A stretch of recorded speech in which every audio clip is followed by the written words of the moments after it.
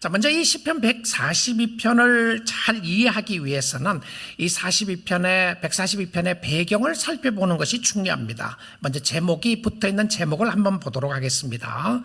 제목이 이렇게 되어 있어요. 다윗이 굴에 있을 때에 지은 맞쓰길 곧 기도라고 되어 있습니다. 자, 이 제목에서 보는 것과 같이 이 시는 어떤 상황에서 썼는지를 이야기합니다. 다윗이 왕궁에 있을 때 쓴 것도 아니고 햇빛이 쨍쨍한 날에 나무 그늘 밑에서 즐기면서 쓴 것도 아니고 그런 책상 앞에서 쓴 시도 아니고 그 이 시는 동굴에서 굴에 있을 때에 쓴 시라고 되어 있습니다. 두 번째로 이 시는 맞쓰길이라고 되어 있어요. 이 맞쓰길이라고 하는 의미는 교훈이라고 하는 의미입니다. 뭔가 우리에게 가르쳐 주기를 위한다는 것이죠. 그래서 세 번째는 이 시를 기도라고 되어 있습니다. 맞쓰길 곧 기도라고 되어 있죠. 그냥 기도가 아니라 교훈적 기도입니다. 교훈적 기도요. 무슨 말이죠? 기도를 배워야 한다고 하는 의미입니다. 이렇게 기도함을 말해주고 있고요. 교훈적 기도라고 하는 것은 기도를 배워야 하는데 이 시가 쓰여진 때가 다윗이 동굴에 있을 때라고 되어 있습니다. 혹시 여러분 낭만적으로 생각하시는 분 없으시죠? 이야, 굴 속에 가서 시를 쓰다니 너무 아름답다, 너무 낭만적이다, 이런 생각하시면 안 돼요. 왜 그러냐면 다윗은 그의 인생에서 적어도 성경에서 보게 되면 2번 동굴에 들어가 있습니다. 그리고 그의 인생의 가장 밑바닥일 때에 쓴 시고 밑바닥일 때 들어갔습니다. 첫 번째는 한 번은 사무엘상 22장에 나오는 아둘람 굴에 들어가 있었고요. 또 다른 한 번은 사해 쪽에 있는 엥게리 굴에 사무엘상 24장에 보게 되면 들어가 있었습니다. 두 번 다 쫓기는 신세 때문에 도망가서 피해서 숨은 것이 동굴밖에 없었습니다. 사울 왕이 마치 멧돼지라도 잡을 듯이 다윗을 죽이려고 쫓아다녔습니다. 사울 왕만 간 것이 아니라 많은 사람들을 데리고 다윗을 죽이려고 했는데 다윗의 인기가 사울 왕보다 더 많으니까 그가 시기하고 질투해서 죽이려고 했어요. 그래서 사실 그는 피할 곳이 없어서 아무도 살 수 없고 살지 않는 동굴에 도망다니고 있었던 모습을 보여주고 있습니다. 쫓기는 신세였습니다. 얼마 동안 다윗이 굴 속에 있었는지 정확한 기록은 없지만 상당히 오래 있었던 것 같습니다. 그리고 지금 이 시를 쓰는 이 순간에는 다윗이 혼자 굴에 있을 때였습니다. 나중에 이제 사람들이 오게 되죠. 근데 이 시를 쓰는 이 순간에는 아무도 없는 홀로 있는 그 상황에서 깜깜하고 깊은 고독 속에 쓴 시였습니다. 알렉산더 맥클레런이라고 하는 목사님은 말하기를 이렇게 이야기를 했어요. 인생이 깊은 우물에서 물을 기를 때에는 그는 대부분 홀로 있게 하신다. 하나님은 대부분 홀로 있게 하신다는 거죠. 그 어느 누구도 함께하지 못하고 위로하지 못하고 도와주지 못한다. 우리가 기뻐할 때는 주위에 함께하는 사람들이 있지만 깊은 고독 속에는 혼자 있게 하신다. 여러분 그럴 때 있잖아요. 내 옆에 사람이 있어요. 그런데도 나는 너무 외로움을 느낄 때 있죠. 홀로 있을 때가 있어요. 그러면서 이 맥클레런 목사님이 이렇게 이야기를 해요. Unless we have Jesus within the darkness, we have no one. 예수가 우리와 함께하지 않으면, 어두운 시간에 예수와 우리가 함께하지 않으면 우리와 함께하는 사람은 아무도 없다. 때론 하나님이 우리로 하여금 어두운 캄캄한 밤을 지나는 것 같은 상황에 두실 때가 있어요. 요즘 같은 때에 그런 상황을 느끼는 분이 있을 수도 있죠. 오늘 이와 같은 때에 여러분의 삶 속에서 고독을 느낄 때에, 앞뒤가 막힌 것 같을 때에, 답답하고 억울할 때에 바로 지금 이 순간 예수 그리스도를 만날 수 있기를 주님의 이름으로 축복드립니다. 예수님이 빛이십니다. 예수님이 소망이고 예수님이 생명이죠. 그런데 이 다윗이 동굴 속에서 어떤 경험을 하게 되는지 좀 우리가 확인해 보기 원합니다. 하나님을 사랑하고 하나님을 신실하게 섬기고 하나님을 만나며 그 하나님과 늘 기뻐하며 감사하며 찬양했던 다윗입니다. 하나님이 다윗을 왕으로 기름 부어 세우시고 그의 가는 길이 어렵고 힘든 일들을 걸어가면서 그 상황 속에서 하나님이 하시고 싶은 것이 있었어요. 그것은 1:1로 하나님을 만나는 경험을 하게 해주십니다. 다윗은 그의 삶 속에서 동굴에 있으면서 이런 경험을 하고 있습니다. 성경은 이렇게 기록을 합니다. 먼저 2절을 보겠습니다. 내가 내 원통함을 그의 앞에 토로하며 내 우환을 그의 앞에 진술하는도다. 이 원통에서 쓴 겁니다. 하나님 너무 억울합니다. 너무 원통합니다. 이 기도라고 했는데요, 기도 속에 솔직한 마음을 토해놓는 건데, 이 원통이라는 이 단어가 영어 단어에 complaint라고 하는 단어가 더 정확한 겁니다. complain 한다는 것이죠. 우리는 하나님 앞에 불평하지 말아야 한다고 배웠습니다. 그런데 동굴 속에서 기도 가운데서는 불평할 수 있어요. 하나님에 대해서 원망하는 것이 아니고요, 환경이 너무나도 힘들기 때문에 하나님 앞에 토해내 놓는 겁니다. 여러분, 힘들고 어려운 상황 속에서요, 하나님 앞에는 늘 좋은 말만 해야 되고 늘 감사만 해야 되고 찬양만 해야 되고 그렇게 생각하지 마시고요, 여러분의 환경과 상황이 힘드는 것을 하나님 아버지 앞에 한번 토해내 보세요. 내 원통함을 그의 앞에 토로하며 내 우환을 그의 앞에 진술하는도다. 이 우환이라고 하는 단어가 무슨 단어냐면 괴로움입니다. 고통이에요. 내 괴로움과 내 고통을 털어내기를 원합니다. 그리고는 이렇게 고백을 합니다. 3절 보겠습니다. 내 영이 내 속에서 상할 때에도 주께서 내 길을 아셨나이다. 내가 가는 길에 그들이 나를 잡으려고 올무를 숨겼나이다. 뭐라고 되어 있습니까? 내 영이 내 속에서 상할 때도, 무슨 말이냐면 내 마음이 너무 상했다는 거예요. 마음이 너무 상했다. 그래서 이 공동번역에서는 이렇게 번역을 했습니다. 내가 숨이 넘어갈 듯 허덕일 때, 이렇게 번역했고요. 현대인의 성경에서는 내가 이처럼 위축되어 절망하고 있을 때, 한번 여러분 상상해 보십시오. 위축되고 절망된다. 힘이 다 빠지고 기진맥진하는 모습이에요.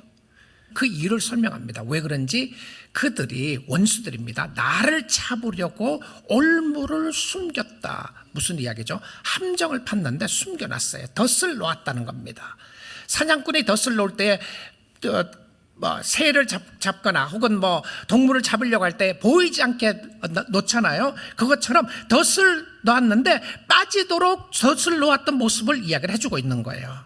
너무나도 고통스럽고 힘들고 어려운 상황에서 쓴 시였습니다. 어쩌면 다윗의 인생 속에 가장 lowest 포인트에 있을 때, 가장 밑바닥에 있을 때에 쓴 시가 아닌가 하는 생각도 해보게 됩니다.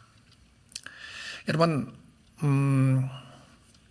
아무리 예수를 잘 믿는 사람이라고 할지라도 환경을 통하여 오는 어려움이 있습니다. 성도는 어떤 환경에서도 힘들어하지 않는 사람들이 성도가 아닙니다. 그렇게 생각하지 마세요. 여러분, 정말 힘들어 죽겠는데 전혀 힘들지 않는 것처럼 하나님 앞에 나아가서 하나님 앞에는 우아하게 표현할 수 있는 모습이 아니었어요.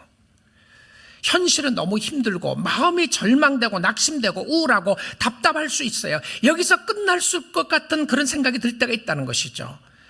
다윗도 자신이 처해 있는 동굴이 너무나도 그의 삶을 힘들게 했습니다. 억울했습니다. 분노가 생겼습니다. 그래서 계속해서 고백을 합니다. 6절입니다. 나의 부르짖음을 들으소서. 나는 심히 비천하니이다. 나를 핍박하는 자들에게서 나를 건지소서. 그들은 나보다 강하니이다. 이제 굴 속에 있는 자신의 모습을 보니까 너무나도 비참했어요. 나는 너무 비참합니다. 말할 수 없는 어려움에 처해 있는 모습을 이야기하면서 이것은 자신을 비하하는 모습이 아니고 상황의 힘듦을 그대로 표현한 겁니다. 왕으로 기름을 붓고 난 이후에 그의 가는 길 속에 굴 속에 있는 자신의 모습을 보면서 너무 비참한 모습을 보게 된 거예요. 왜 그렇습니까? 그들은 나보다 강하니이다. 그들이 누구죠? 자기를 죽이려 오는 원수들, 사울 왕과 그의 신하들이었습니다. 이게 힘이 없는 거예요. 자, 이게 현실 파악입니다. 어려움에 압도되어 있는 모습을 설명해 주고 있고요. 문제가 너무 크게 크게 보이는 거예요. 내가 할 수 있는 힘이 없고 도저히 해결할 길이 보이지 않는 거예요. 여러분, 당신도 이런 상황에 있지 않습니까? 문제가 너무나도 크게 보이는 건 말입니다. 문제가 너무 크게 보이는 거죠. 그것이 경제적인 문제일 수도 있고요, 신앙적인 문제일 수도 있고, 그것이 죄의 문제일 수도 있어요. 그것이 관계의 문제일 수도 있고요, 그것이 여러 가지 육신의 건강의 문제일 수도 있습니다. 너무 크게 보이는 거죠. 왜 절망하죠? 왜 낙심합니까? 내가 가지고 있는 힘으로 이길 수 없을 것 같을 때 낙심하지 않아요. 자, 그런데 이 상황에서 시인은 무엇을 하느냐 하면, 캄캄한 동굴 속에서 시인은 무엇을 하고 있냐면 크게 두 가지를 하게 됩니다. 자, 현실 파악을 했어요. 그리고 나아갔는데, 앞이 캄캄하고 어려울 때에, 사방의 문제로 우겨싸임을 당하고 있을 때에, 홀로 외로운 밤을 지새고 있을 때에, 억울하고 답답하고 우울하고 괴로울 때에 그는 두 가지를 합니다. 이것이 답입니다. 여러분, 동굴 속에 있다고 느끼는 환경과 상황 속에서 하나님은 답을 제시해 주고 있습니다. 위를 보게 하시는 거죠. 그래서 하나는 기도고, 다른 하나는 하나님의 관계를 확인하는 겁니다. 이 두 가지입니다. 자, 굴 속에서 그는 현실 파악을 했어요. 그리고 하나님 앞에 기도합니다. 1절 보겠습니다.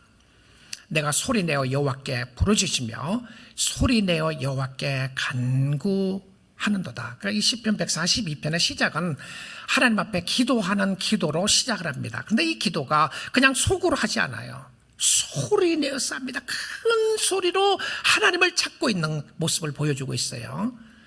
하나님이 귀가 먹어서, 하나님이 멀리 계셔서 큰 소리로 부르렀나요? 아니죠.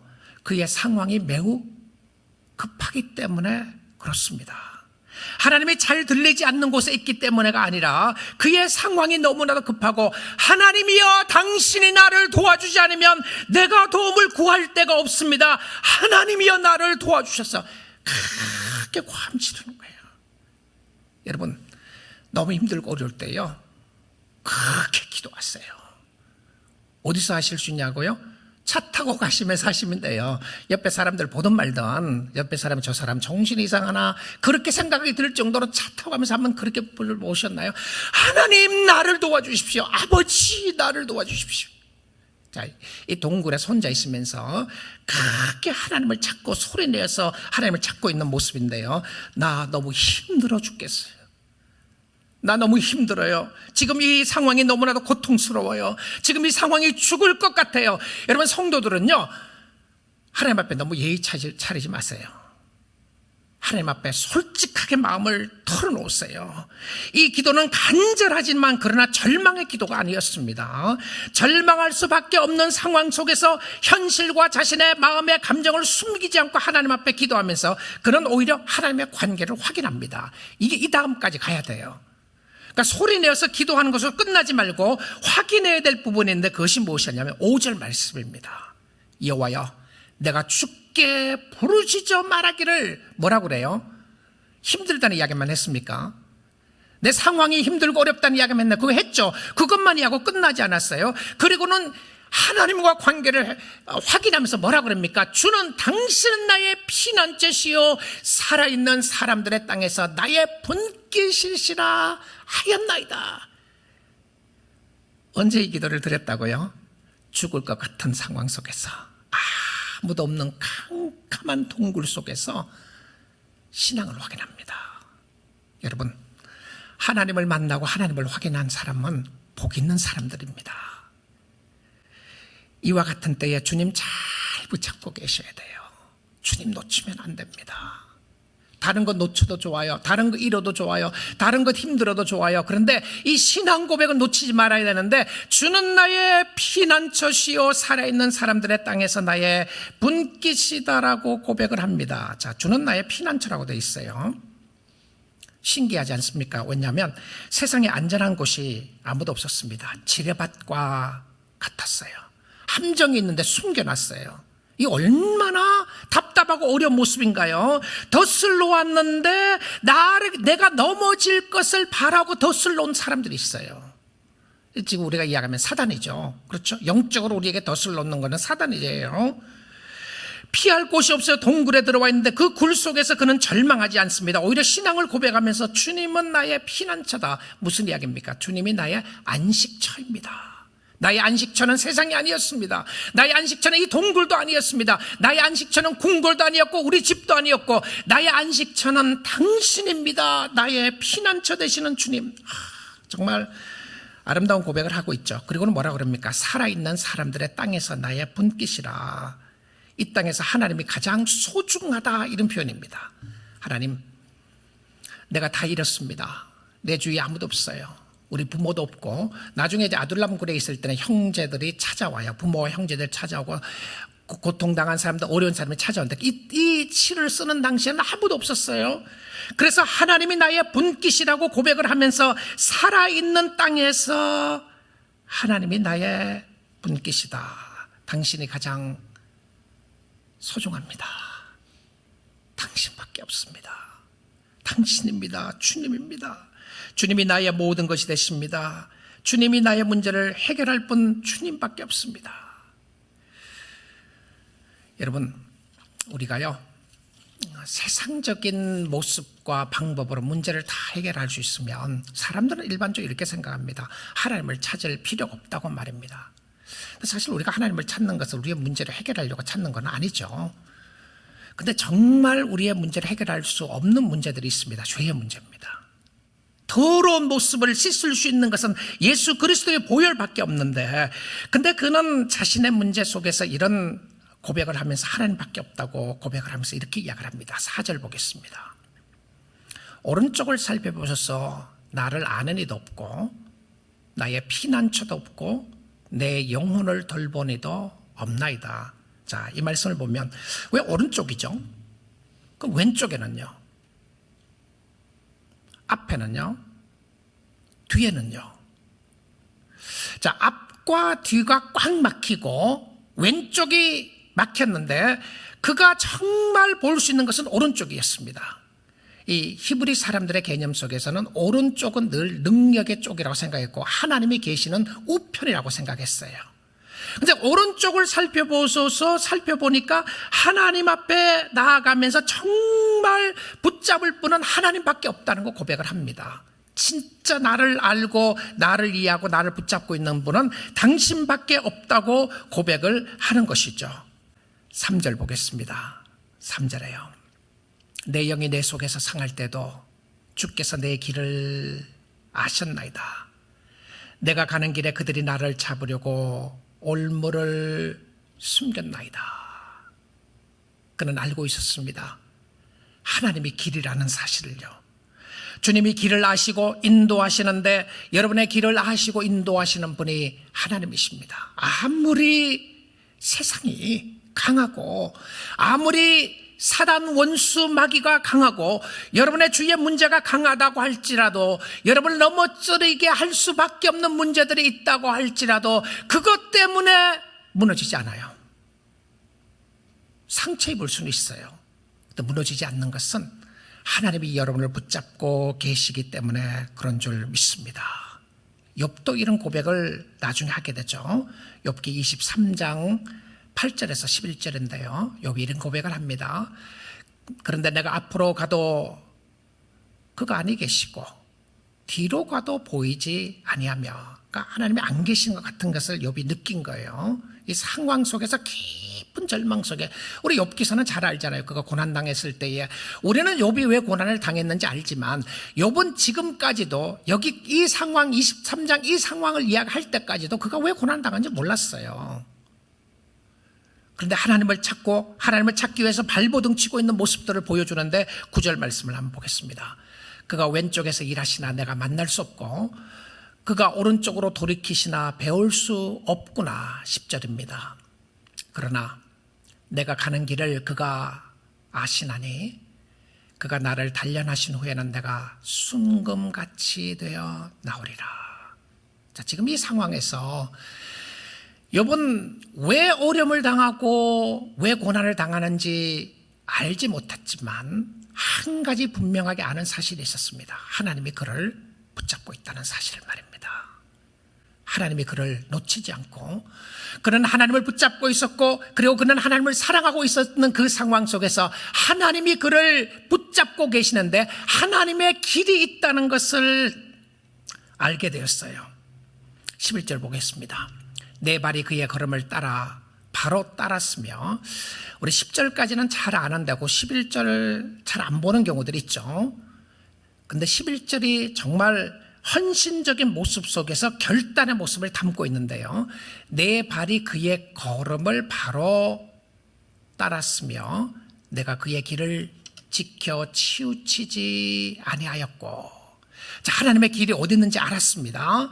하나님 자신이, 예수 그리스도가 그의 길이라는 것을 알고 나서는 그 길을 따라가기로 작정합니다. 내가 그의 길을 지켜 치우치지 아니하였고. 여러분, 신앙으로 이렇게 힘들고 어려운 상황에 있다고 할지라도 믿음으로 치우치면 안 돼요. 믿음이 무너지면 안 된다는 것이죠. 아무리 힘들고 어려운 상황 가운데 있다고 할지라도 정말 여러분을 도우시고 함께 하실 분은 살아계신 하나님인 줄 믿습니다. 그 하나님 꽉 붙잡고 계세요. 이것이 소망이고 이것이 꿈이고 이것이 우리가 나아가야 될 상황인 것을 보게 됩니다. 캄캄한 밤일 수 있습니다. 앞으로도 어떻게 될 것인가? 여러 가지 힘들고 어려운 상황이 있을 수도 있어요. 그런데 그 상황 속에서 그는 하나님이 살아계시고 그를 인도하신다는 것을 믿고 신뢰하고 나아가게 되었습니다. 자, 말씀을 들은 저와 여러분은 오늘 어떤 결단을 하며 어떻게 살아야 되겠습니까? 힘들고 어려운 상황 속에서 하나님이 계시지 않는 것 같고 환경이 너무나도 어렵고 힘든 상황 가운데 있다고 할지라도 하나님을 바라보며 어떤 모습으로 살아야 되겠습니까? 이 시편의 결론이 7절입니다. 결론이 나오는 것을요, 7절 한번 보겠습니다. 내 영혼을 옥에서 이끌어내사 주의 이름을 감사하게 하소서. 여러분, 여기까지 보면 참 놀라운 것은 무엇이었냐면요, 이 다윗이 동굴에서 감옥 가운데 상황 가운데 있는 모습을 이야기했을 때, 그 다음에 그 옥이라고 하는 것이 감옥이잖아요. 근데 어떤 상황을 하느냐면, 그는 단순히 육신적인 감옥에 있었던 것이 아니고, 그렇죠? 자기의 영혼이 감옥과 같은, 동굴과 같은 것에 갇혀 있다는 생각을 하게 됐습니다. 자, 왜 축복이죠? 왜 이 캄캄한 밤에 부른 이 노래가 왜 축복의 노래였습니까? 왜 동굴에서 부르는 노래가 축복의 노래일 수 있었습니까? 바로 7절 때문에 그렇습니다. 그는 그 동굴 속에서 자기의 영혼을 본 거예요. 영적인 상황을 본 겁니다.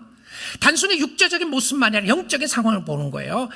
우리 사랑하는 성도 여러분, 오늘 말씀을 듣고 있는 여러분, 여러분의 영의 심령을 한번 보십시오. 내 영이 어디에 있는가? 나는 어떤 모습 가운데 있는가? 육체적으로 어렵고 상황이 힘들고 어려운 곳으로만 보지 마시고요, 믿음의 사람들은, 하나님의 사람들은 하나님이 주시는 비전과 꿈을 가지고 우리의 영혼을 봐야 돼요. 나의 영혼을 봐야 됩니다. 내 영혼은 어디에 있는가? 내 영혼아, 너는 왜 낙심하고 절망하고 있는가? 내 영혼아, 여호와를 찬양하고 여호와를 바라보라. 내 영혼을 옥에서, 감옥에서 이끌어내서 감옥에 갇힌 것 같은 모습을 보게 된 거죠. 자기 영혼이요. 그리고는 주의 이름을 감사하게 하셔서, 정말 놀라운 고백입니다. 여러분, 아무리 힘들고 어려운 가운데 있다고 할지라도요, 하나님을 만나면 감사하게 돼요. 감사하게 돼요. 지금 이 감사하게 되겠다고, 감사를 하겠다고 영혼에게 고백하는 이 시는 동굴입니다. 환경이 아무것도 안 바뀌었어요. 나중에 좋아지면 놀러도 가고 여행도 가고 그러면 내 영혼이 다 잘 될 것이다. 나중에 좋아지면 팬데믹이 끝나면 그때 성경부하면 내가 다 잘 될 것이다. 내가 나중에 팬데믹이 끝나고 나면 교회 가서 기도하면 내 문제를 다 해결해 주실 것이다. 지금은요, 하나님이 계시잖아요. 하나님이 당신과 함께 하시는데 지금은 어떻게 하실래요? 그때까지 기다리시고 영혼은 절망과 좌절과 낙심 가운데 있게 내버려 둘 겁니까? 아니었어요. 지금 있는 상황 속에서 여러분의 영적 상황을 살펴보기를 원하시는 거예요. 그리고 하나님을 찾는 겁니다. 하나님이여, 내 영혼을 옥에서 이끌어내사 주의 이름을 감사하게 하셔서 주께서 나에게 갚아주시리니 의인들이 나를 두루리다. 실질적으로 이 감옥에 있고 난 이후에요, 주위에 많은 사람들이 다윗을 찾아왔어요. 예수 믿을 사람들, 좌절과 낙심과 절망과 어려움 가운데 있었던 사람들을 보내주신데, 보내주시면 해야 될 일이 무엇이었냐면 우리가 믿음 가운데 잘 서 있어야 되는 거예요. 지금 잘 서 있어야 된단 말입니다. 지금 복음 가운데 서 있어야 되는 거죠. 언제? 지금.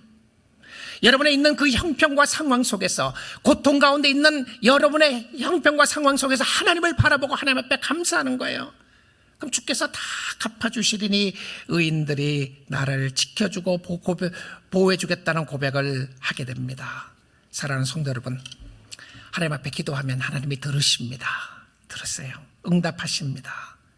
미가 선지자가 하나님 앞에 이런 고백을 하게 되는데요, 미가서 7장 7절 8절입니다. 오직 나는 여호와를 우러러보며, 악망한다는 표현이죠. 바라본다. 오직 나는 여호와를 우러러보며 나를 구원하시는 하나님을 바라보나니, 악망하고 바라보나니, 나를 구원하신 하나님을 바라보나니 나의 하나님이 나에게 귀를 기울이시리로다. 이게 그 신앙의 결단과 헌신과 아는 모습이에요. 하나님을 바라보게 되면 하나님이 나의 기도에 귀를 기울여 주신다는 겁니다. 믿습니까? 여러분, 믿음으로 나아가세요. 하나님 앞에요. 머뭇머뭇거리지 마시고요, 주저주저 하지 마시고, 언젠가 좋아지면 할 거라고 그러지 마시고, 지금 오늘 이 순간 하나님 앞에 나아가세요. 하나님, 내가 주님을 찾습니다. 이 힘들고 어려운 마음의 문제와 환경과 상황의 어려움을 가지고 주님 앞에 나아갑니다. 주님 해결해 주세요. 주님 해결해 주십시오. 8절입니다. 나의 대적이요, 이제는 프리칭 하는 거예요. 설교하다시피 이야기를 합니다. 나의 대적이요, 나로 말미암아 기뻐하지 말지어다.